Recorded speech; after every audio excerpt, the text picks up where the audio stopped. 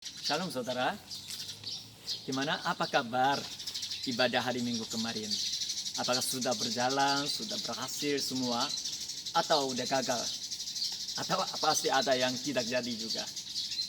Nah, tidak jadi masalah. Yang penting apapun, gereja masih menunggu kesaksian daripada Bapak Ibu Saudara.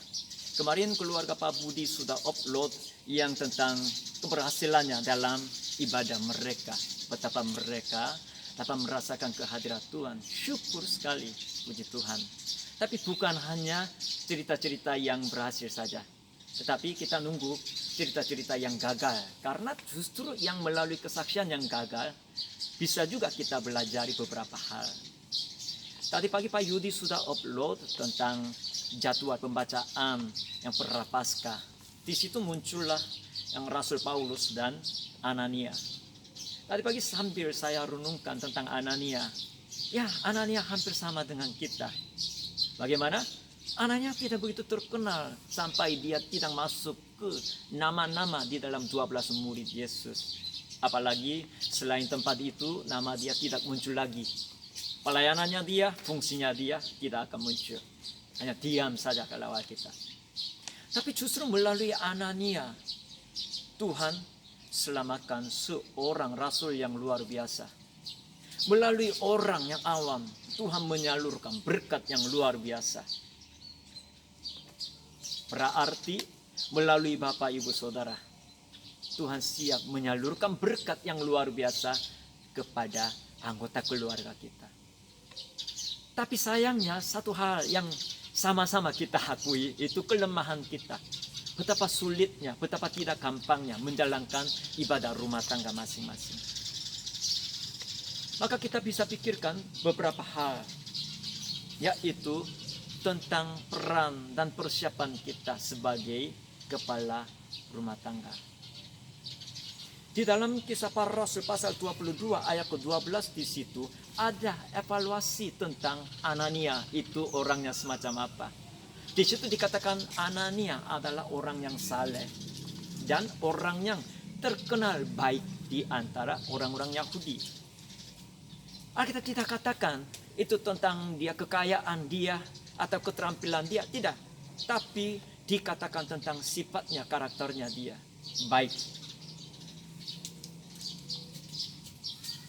Apabila kita tidak baik terhadap anggota keluarga kita, membiarkan bertengkar atau apa, di situ tidak mungkin kita harapkan berjalan ibadah rumah tangga kita dengan penuh damai sejahtera. Sulit. Jadi selama 1 minggu lamanya, bukan hanya hari Sabtu saja, bukan hanya hari Minggu, tetapi mulai hari ini selama 1 minggu lamanya kita butuh sekali untuk menjaga suasana rumah tangga kita. Untuk hari itu butuh sekali pengorbanan saudara dan saya sebagai kepala keluarga. Meskipun muncul emosi, tapi kita pikirkan dulu ada ibadah rumah tangga minggu depan. Kalau kita sulit kontrol dan gagal kontrol untuk menjaga suasana di dalam damai sejahtera, sulit juga ibadah rumah tangga. Dan yang kedua, kita katakan Anania orang yang saleh. Enggak usah kita bicara panjang lebar tentang hal itu. Kita butuh doa selama 1 minggu lamanya, supaya Tuhan tetap memberkati keluarga kita, supaya Tuhan tetap melindungi anggota keluarga kita di tengah-tengah wabah corona ini. Tapi bukan hanya 1 hari, tapi mulai hari ini, setiap hari kita doakan dan memberkati anggota keluarga kita. Itulah persiapan ibadah nanti minggu besoknya. Saudara-saudara jangan lupa, saudara penting. Apabila kepala keluarga jatuh, semua anggota keluarga sama-sama bisa jatuh. Apabila kepala keluarga sudah buka pintu bagi si jahat, anggota keluarga secara otomatis dapat diserang. Kita harus sadar dan harus jaga keluarga kita dengan iman dan dengan pertolongan daripada Roh Kudus. Demikianlah pengumuman dan penghimbauan dari pihak gereja. Tuhan Yesus memberkati.